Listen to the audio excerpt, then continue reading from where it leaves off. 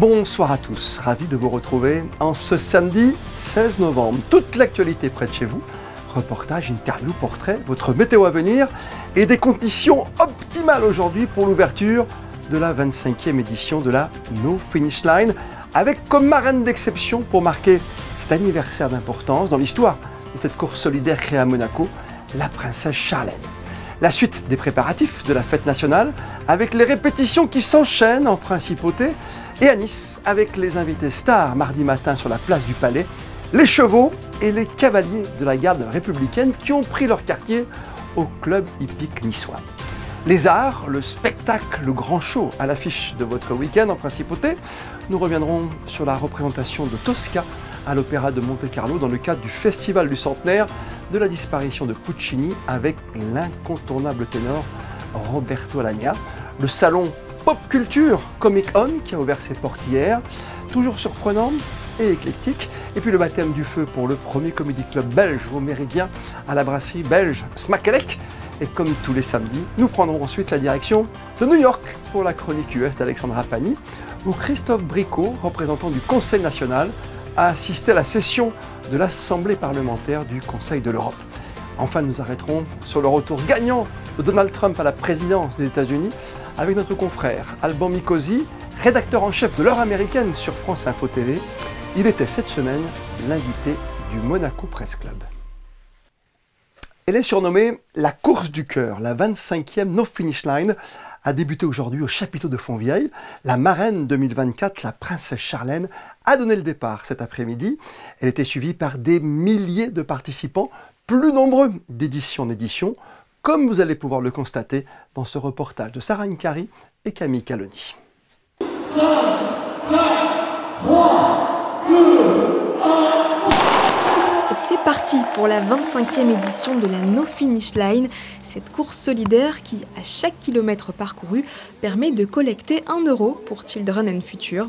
Cette année, 12 000 participants sont attendus au fil des 8 jours. C'est un record. L'association espère ainsi dépasser les 330 000 €. Les fonds vont servir à financer des projets liés aux enfants en difficulté, aux malades. Alors ça peut être des opérations d'enfants, aider des familles avec des soins qui ne sont pas pris en charge, des constructions de bâtiments, d'écoles, c'est divers et variés, que ce soit régional, local ou dans le monde. Les marcheurs et coureurs de tous âges sont équipés d'un badge comptabilisant les distances qu'ils effectueront. Ils peuvent participer seuls ou en groupe, notamment lorsqu'ils portent les couleurs d'une entreprise ou d'une association. Tant qu'on peut faire du bien, on est là. Voilà, je représente donc la VH. Et puis, comme moi-même, je suis malvoyante. Alors, si ce que je fais peut aider les autres, ça serait mon plus grand plaisir. Il y a tellement de chaos et de misère que quand nous pouvons témoigner et d'être solidaires au cœur de la grâce, je trouve que c'est parfait. Et avec mon amie Maria, on y va. Sur le circuit de plus d'1 kilomètre autour de la roseraie, de la digue ou du bord de mer, nous croisons aussi des visages connus de la principauté. I think it's one of the most beautiful events here in Monaco. And I think it's an important event for our community, and you can see so many people running. I think over 11,000 right now running.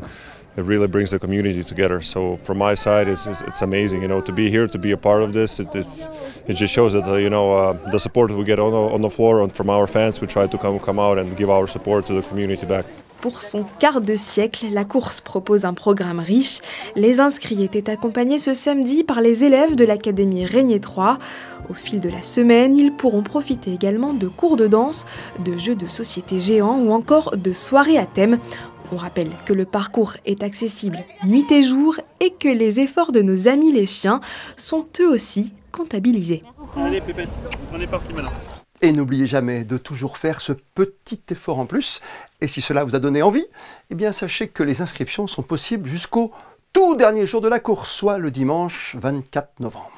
Répéter ces gammes encore et toujours. Les fondamentaux, c'est essentiel, surtout en matière de musique. C'est ce qu'ont encore fait ce matin les membres de l'orchestre des Carabiniers du Prince, en compagnie du chœur de l'armée française, en pleine répétition, tôt ce samedi sur la place du Palais, à 3 jours de la fête nationale. Et puis vous le savez, l'invité d'honneur de la fête du Prince sera mardi, la garde républicaine tricolore qui défilera aux côtés des Carabiniers du Prince justement. Les cavaliers de la garde républicaine sont bien arrivés en principauté, Pas de répétition aujourd'hui, ils ont tenu tout d'abord, pour le soin de leur monture, à prendre leur marque au centre hippique de Nice. Céline Val, cavalière de la garde républicaine, a détaillé au micro de Gaëtan Lebrun tous les préparatifs qu'un tel événement exige. À partir de demain, donc, auront lieu les répétitions avant ce mardi. Donc on partira donc, du club hippique de Nice pour atteindre l'esplanade des pêcheurs à Monaco. On sera escorté du coup par le peloton motocycliste de la Principauté. Ensuite, du coup, on se dirigera vers la place du Palais, donc pour rejoindre les autres entités et pour poursuivre en fait les répétitions devant le Palais. Là, nous avons 12 chevaux, donc 6 chevaux de la fanfare de cavalerie et 6 chevaux de l'escadron. Donc effectivement, pour un petit point historique, ça fait 128 ans que personne n'est venu à cheval fouler les rues de Monaco depuis le président Félix Faure, qui était venu accompagné de 250 cuirassiers à cheval. Et donc là, mardi, on sera accompagné donc de 12 chevaux et leurs cavaliers pour défiler pour ce beau rendez-vous. Voilà pour les coulisses de la garde républicaine que nous retrouverons mardi matin, place du Palais Princier, à l'occasion des célébrations de la fête nationale, des festivités à suivre, je vous le rappelle, sur Monaco Info bien sûr, et sur nos réseaux sociaux, avec toutes nos équipes mobilisées pour l'événement à partir de 9h30 ce 19 novembre. Avec un plus pour tous ceux qui ne peuvent pas nous voir, vous pourrez aussi cette année nous retrouver sur Radio Monaco dès 10h30. Et d'ici mardi, les remises de médailles du travail notamment se poursuivent en principauté avec hier celle des médailles d'honneur au personnel du centre hospitalier Princesse Grace qui a eu lieu dans les salons du musée océanographique avec aux côtés du ministre d'État Didier Guillaume, le ministre des Affaires sociales et de la Santé Christophe Robineau. Des cérémonies que vous pouvez retrouver en intégralité sur nos réseaux et sur notre site Monaco Info quand vous le souhaitez. La chronique américaine de ce samedi soir nous amène au siège des Nations Unies.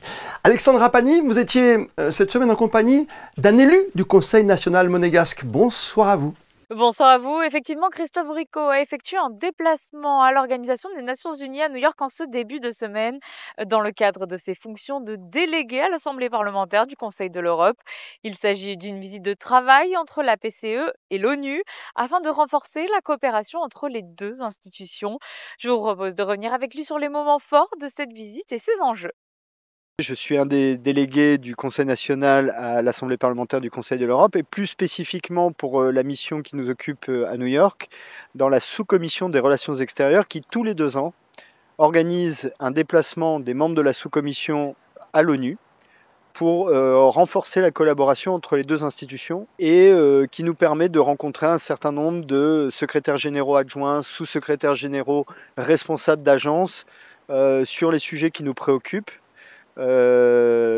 Qui préoccupe l'ensemble du Conseil de l'Europe, bien sûr, mais à titre un peu plus monégasque, qui préoccupe aussi Monaco. Typiquement, là, sur ce déplacement-là, l'élection américaine, la guerre en Ukraine, la situation au Moyen-Orient ont été des sujets qui sont revenus très régulièrement, mais aussi la situation des droits fondamentaux, le respect de la charte de l'ONU pour l'ONU, ou de la convention cadre du Conseil de l'Europe pour le Conseil de l'Europe, ont aussi été des sujets qu'on a abordés. Pour la principauté, c'est quand même une façon de dire qu'on est là, qu'on est un pays présent, actif dans ce genre d'institution. Et c'est peut-être même la première motivation. C'est pas parce qu'on est petit qu'on n'a rien à dire et qu'on doit rester dans notre coin. Au contraire, je crois qu'il faut être très présent, il faut montrer qu'on a des choses à dire. Chacun a son rôle à jouer. Et moi, dans le mien, j'essaye de porter la parole de notre pays et aussi parfois d'expliquer qui on est, qui est aussi un sujet, les gens ne nous connaissent pas bien, ne connaissent pas nos spécificités, nos particularismes, n'ont pas vraiment conscience du fait que notre taille fait que les relations ne sont pas tout à fait les mêmes qu'ailleurs. Donc tout ça, ça fait partie des choses qu'on a l'opportunité dans ce genre de déplacement d'expliquer à nos collègues parlementaires d'autres pays et de les amener à mieux nous comprendre, notamment parce que régulièrement on se retrouve évalué par un certain nombre d'institutions dont ils font partie ou auxquelles ils participent. Et cette pédagogie de la principauté peut être utile, en tout cas, ça ne coûte rien d'essayer. Un éclairage sur l'un des rôles moins connus des conseillers nationaux monégasques en dehors de la principauté. On reste dans la riche actualité américaine du moment avec le retour gagnant de Donald Trump. Pas inintéressant d'avoir ce samedi soir l'éclairage d'un de nos confrères qui a vécu au plus près les derniers mois d'une campagne où tous les coups sont permis et en général a appris bien des choses dans ce métier à multiples facettes qu'il pratique depuis longtemps. Alban Mikosi, journaliste en charge de l'heure américaine sur France Info TV, était l'invité du Monaco Press Club cette semaine. Entretien ce soir signé Patricia Navarro. Bonsoir Alban Mikosi. Bonsoir Patricia, bonsoir à tous.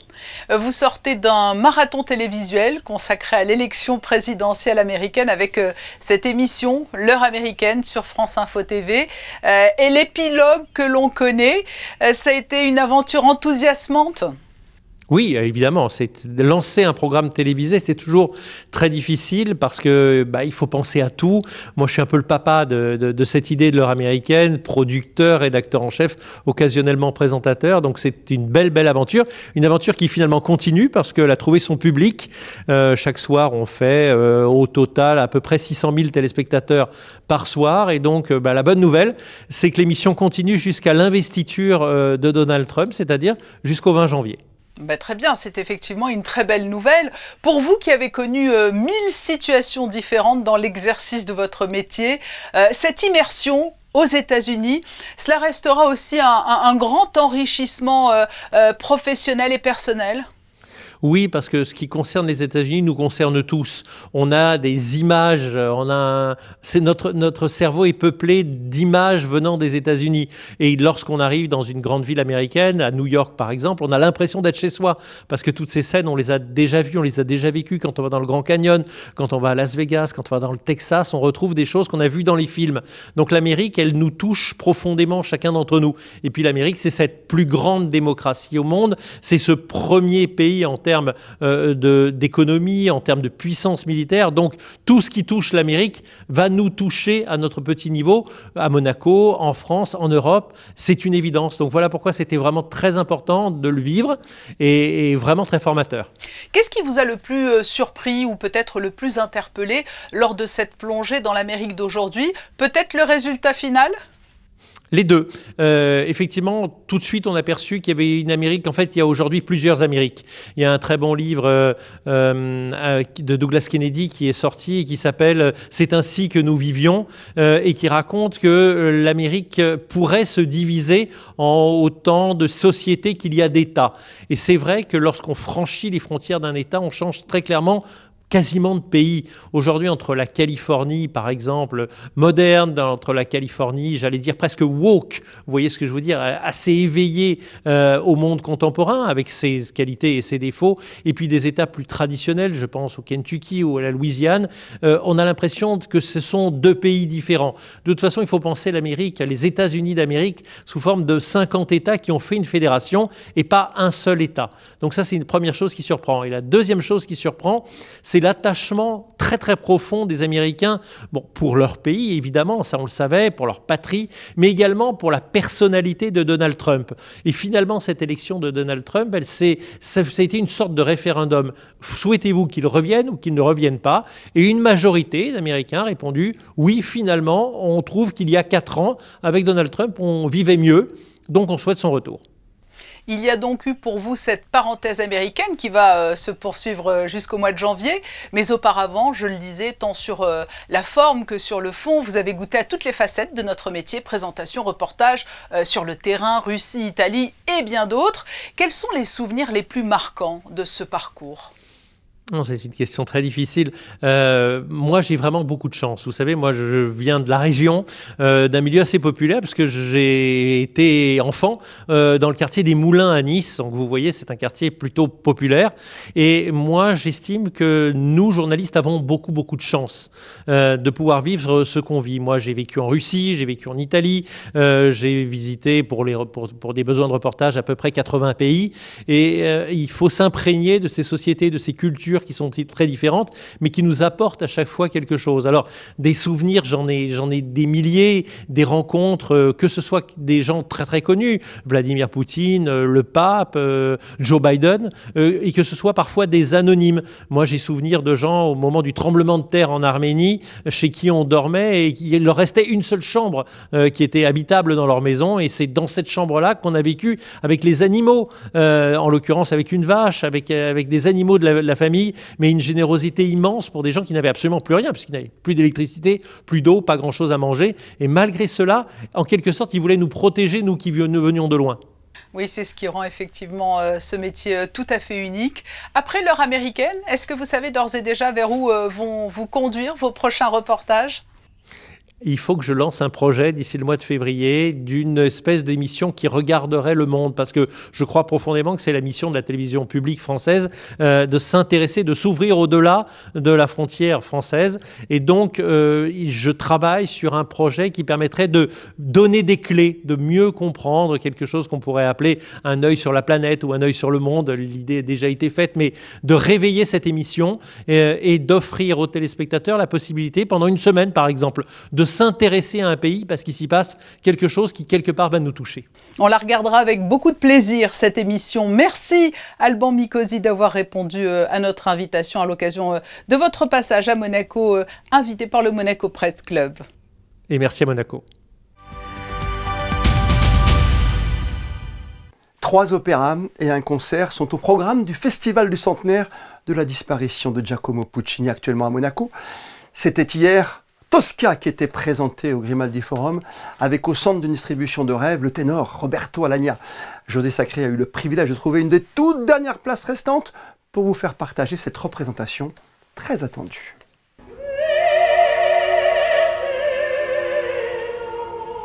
Avec Maria José Siri dans le rôle de Tosca.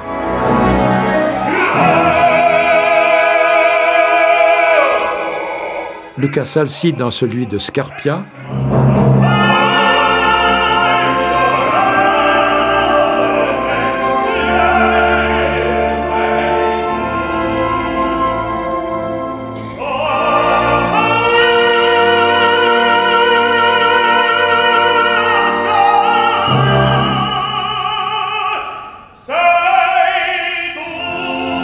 Roberto Alagna a fait un triomphe dans le rôle de Mario Cavaradossi dans Tosca, présenté dans une salle archi-comble au Grimaldi Forum. Je suis ravi parce qu'il y a une sorte de fidélité ici à Monaco. J'ai fait mes débuts ici, j'ai démarré l'année 89 ici à Monte-Carlo dans la Traviata.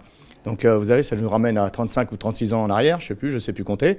Mais voilà, et depuis j'en ai fait pas mal ici à Monte-Carlo. J'ai toujours eu beaucoup de chance à Monte-Carlo, aussi bien avec les partenaires que le théâtre, que le public, que la ville, qu'avec le prince, avec la princesse, enfin avec tout le monde. Donc je dois dire que je suis un peu privilégié à Monaco.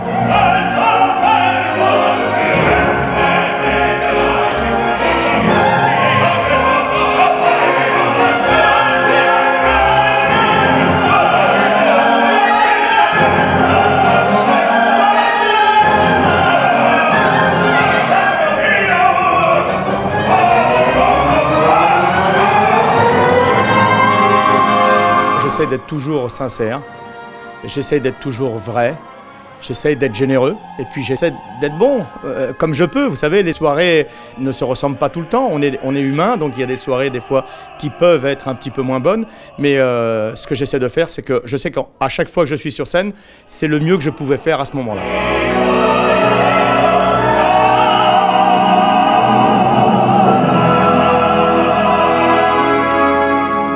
J'adore Puccini, j'adore cette œuvre. Et je crois qu'il n'y a eu aucune saison dans ma carrière, donc qui dure depuis 40 ans, sans un ouvrage de Puccini chaque année.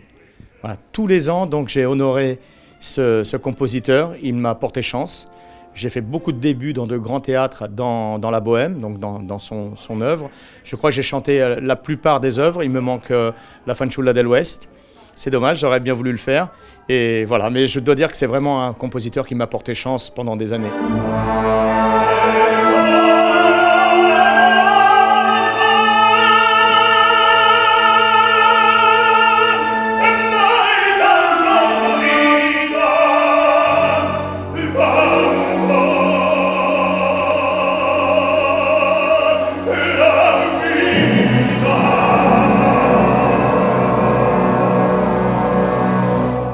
Puccini, vous l'avez enregistré aussi avec les grands duos d'amour. Tout à fait, on a appelé ça, c'était un titre formidable, Puccini in Love.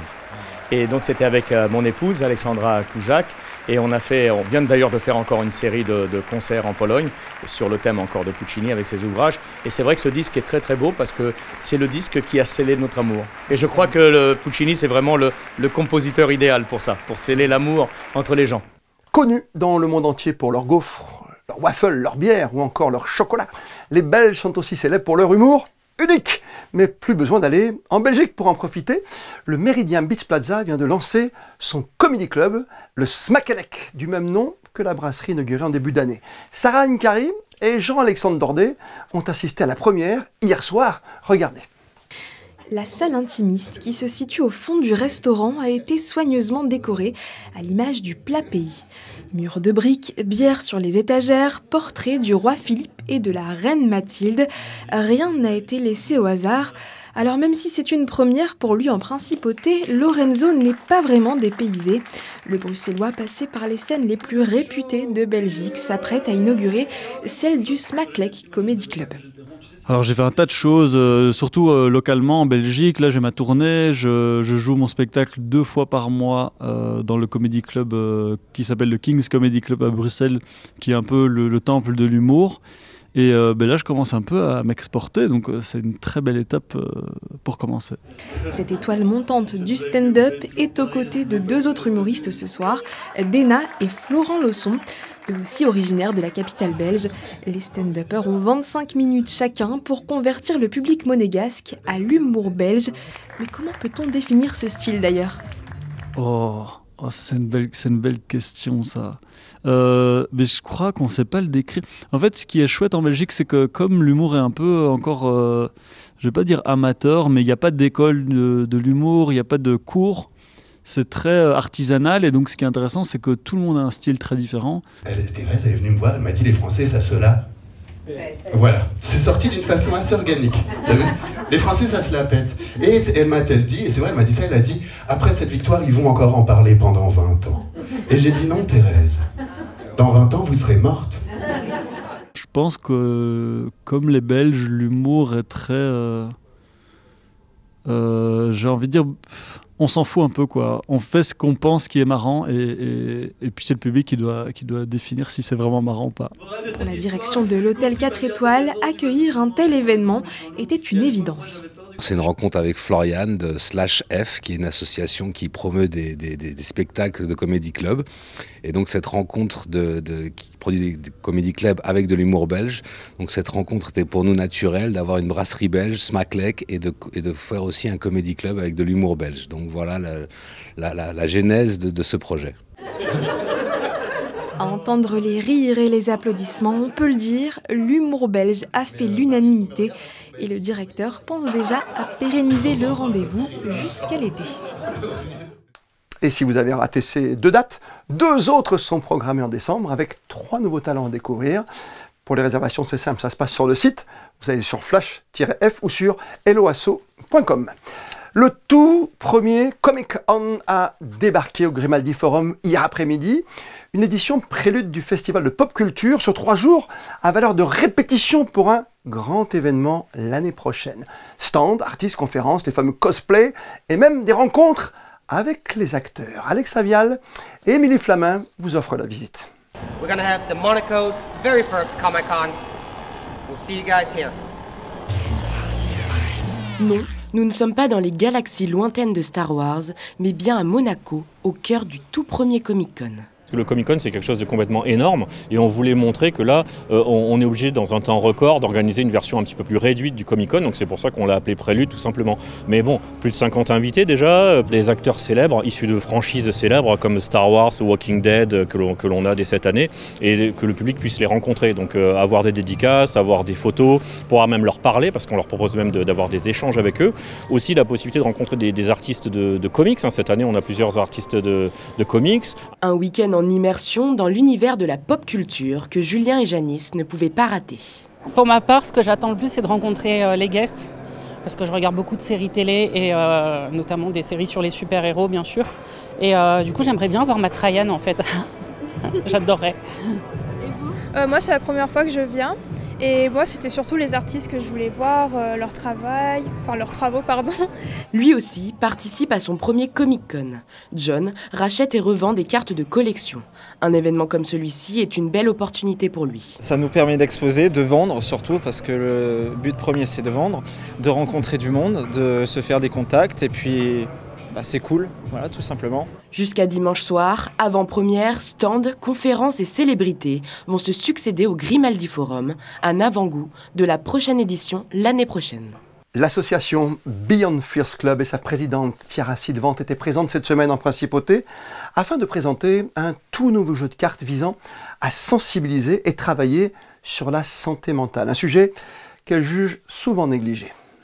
C'est une association qui sensibilise à la santé mentale et qui accompagne des jeunes dans l'amélioration de leur bien-être mental. Et donc on a plusieurs projets qui ont été développés depuis 1 an, dont ce dernier projet qui est un jeu de cartes. J'avais envie de faire un jeu de cartes pour que ce soit quelque chose de concret, de palpable, et aussi pour inviter les gens à se déconnecter de leur téléphone et à se reconnecter entre eux. Donc ce projet, c'est 48 questions qui invitent à réfléchir sur nos relations, nos aspirations, notre intérieur et à en parler avec les gens qui nous entourent pour pouvoir se connecter et créer des relations qui sont encore plus fortes et encore plus saines. J'ai créé Beyond Fierce Club il y a 1 an environ, donc c'est une très jeune association.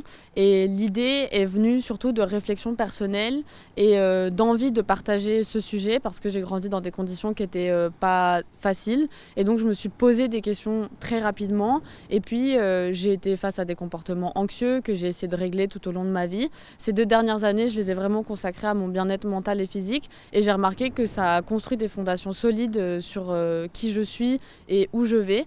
Et en plus de ça, quand on regarde les statistiques sur la santé mentale chez les jeunes, c'est très alarmant. Donc je pense que c'est lié à la société qui va très vite, qui est très nouvelle, où beaucoup de rêves qu'on nous a vendus, entre guillemets, quand on était petit, ont été changés, notamment par rapport au réchauffement climatique, par rapport aux questions sociétales qui se posent aujourd'hui, les guerres qui continuent un petit peu partout, et plus le téléphone, la baisse d'attention, l'augmentation de la solitude, qui font qu'aujourd'hui, par exemple, le suicide, c'est la 2e cause de mortalité chez les jeunes, qu'un Français sur 4 est confronté à des problèmes de santé mentale, un Français sur 5 prend des médicaments, et qu'un Français sur 3 connaît quelqu'un qui souffre de problèmes de santé mentale, tout en sachant que la dépression, c'est un des troubles qui va le plus toucher la population, avec au moins 20% de la population qui va être touchée au moins une fois au cours de sa vie. Donc c'était un sujet très important au niveau personnel, mais qui avait aussi beaucoup de sens dans ce que j'avais envie de partager aux autres et aussi dans l'impact qu'on pouvait avoir en créant une association sur le sujet. Toute cette semaine, le Stade Louis II a accueilli la 27e édition du Monte Carlo Squash Classic, un tournoi international faisant partie du calendrier PSA Squash Tour qui a mis aux prises 24 joueuses professionnelles avec un seul but, remporter le trophée monégasque. Gaëtan Lebrun avec Julien Laugier. Un tournoi devenu maintenant un rendez-vous de la Principauté, le Monte Carlo Squash Classic regroupe chaque année 24 des meilleures joueuses du monde dans un tableau à élimination directe où il faut gagner 5 matchs pour atteindre la finale. L'édition de cette année a été marquée notamment par l'augmentation du prize money passant de 23 000 € à 30 000 € et aussi par la passation de pouvoir du président de la Fédération monégasque de squash, Bruno Fissor, à Mélanie Flacher. Je remercie Bruno pour toutes ces années dont il a passé à la tête de la fédération de squash. C'est un honneur de pouvoir reprendre cette fédération qui me tient à cœur. Je suis extrêmement ému, on en avait parlé et je ne m'y attendais pas à ce qu'il l'annonce ce soir. Donc voilà, c'est une grande fierté et on va continuer à porter le squash le plus haut possible dans la Principauté. Ça fait quelques années où on apporte beaucoup d'évolutions au tournoi, que ce soit le DJ, la musique, les lumières. On organise des cliniques avec les enfants qui jouent avec les pros, les entreprises partenaires pareil. Donc on essaye de faire évoluer. On a dû passer cette année sur un prize money un petit peu plus haut avec la nouvelle réglementation PSA. Et ça nous amène des joueuses qui sont vraiment très agréables à voir et qui montrent un très joli niveau au squash.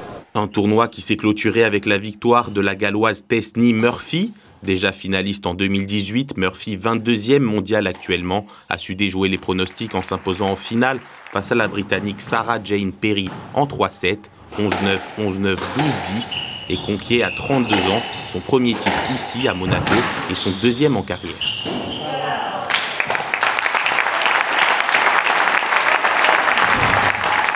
It means a lot to win this tournament. I've come here since I was 17, 18 years old and watched the finals every time. So to win this year, very special, feels great. Une 27e édition qui a battu son record d'audience en totalisant près de 5000 personnes sur la plateforme de streaming Squash TV. Vos prévisions météo avec Sarah Nkari. Bonsoir à vous Sarah. Le ciel sera-t-il toujours aussi dégagé demain ? Bonsoir Christophe, bonsoir à tous. La réponse est oui.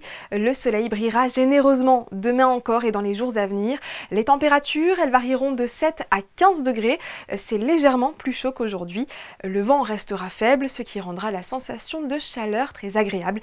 Bref, un temps idéal pour profiter des bonheurs que nous offrent la Principauté et la Côte d'Azur. Enfin, notez que nous fêterons les Élisabeth ce dimanche. On les embrasse.